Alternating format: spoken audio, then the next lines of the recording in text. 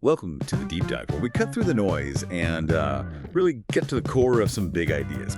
Today, we're tackling a question that honestly sounds like it's straight out of science fiction, but maybe it's closer than we think. What if your boss was a robot? Just picture it for a second. It's Monday morning, right? You log into your team meeting, your Zoom call, whatever it is, and instead of seeing Sarah or John, you're greeted by an AI. And this isn't just some chatbot. This AI, it knows your schedule, it's crunched all your performance data. Maybe it's even, I don't know, reading your stress levels from your smartwatch. Sounds wild, right? But with AI evolving so fast, maybe not that wild. So our mission today is to break this down. Is this actually possible? What would it even feel like? And, should we be excited or, frankly, a little bit terrified? It's a really compelling topic, absolutely. And it definitely forces us to rethink what leadership even means in this digital age we're in. We're going to dig into what's already happening out there and, where this might all be heading.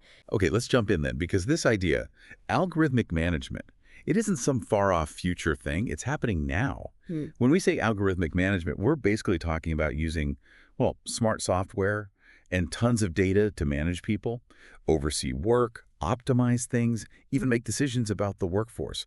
Think about Amazon, for example, huge example. Their warehouses use algorithms, like really heavily, not just for shifts, Oh, yeah. but for tracking productivity down to the minute. Or look at IBM using AI in HR. It's not just sorting resumes. It's influencing hiring, even firing decisions.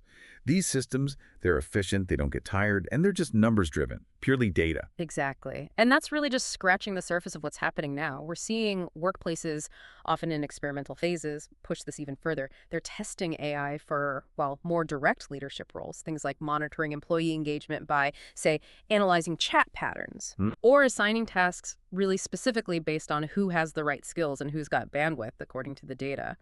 And even making recommendations for, who gets promoted or gets a raise Based on the data. based purely on the data. The theoretical upside from the company's point of view is huge. Imagine a boss who, in theory, has zero bias, never misses a deadline, always gives advice backed by numbers. Sounds super efficient, right? It does sound efficient.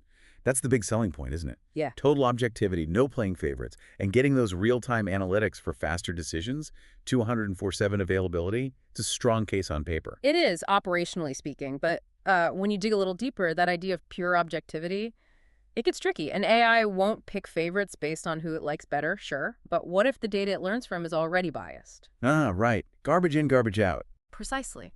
It could end up reinforcing old biases, maybe from historical hiring data or performance reviews that weren't fair to begin with. So the decisions look objective because they're based on numbers, but the foundation might be shaky.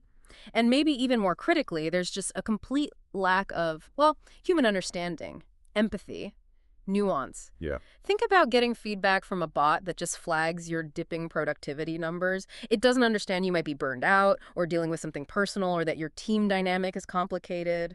That's not really leadership, is it? It's more like, advanced math with a face. Or maybe without a face. Math with a digital face. Yeah. I like that. It really hits the nail on the head because it makes you ask, okay, how much are you listening right now Yeah. willing to give up for this efficiency? If your AI boss knows what you're typing in Slack, knows your heart rate fluctuations, knows exactly when you took a break, where's the line? Exactly. That's where it starts to feel a bit creepy for a lot of people. Definitely. So back to the big question. Could this really happen on a big scale? And the short answer is, yeah. It kind of already is, in pockets, in certain sectors. I mentioned Amazon and IBM. Right. And beyond those giants, you have specialized AI tools popping up everywhere in HR. Tools like Humu. It uses AI and behavioral science to sort of gauge employee sentiment, predict who might leave. Based on surveys and communications. Yeah, things like that. Or Lena AI, which acts like an AI help desk for HR questions, automating responses. And WorkFusion, that's another one, using AI to automate complex data tasks, which often includes parts of workforce management. And it's not just HR, is it? I've heard about some startups, really cutting-edge ones, using AI to basically lead product development sprints. That's right. Maybe not fully autonomous, making every single call, but very, very involved. Processing market data, user feedback, team metrics, all to guide product strategy.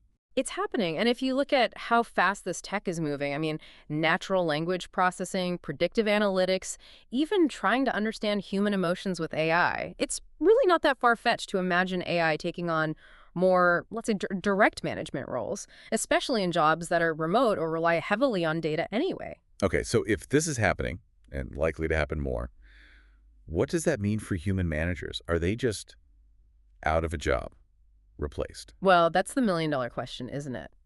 I think it's much more probable that AI doesn't replace all human bosses. Not entirely.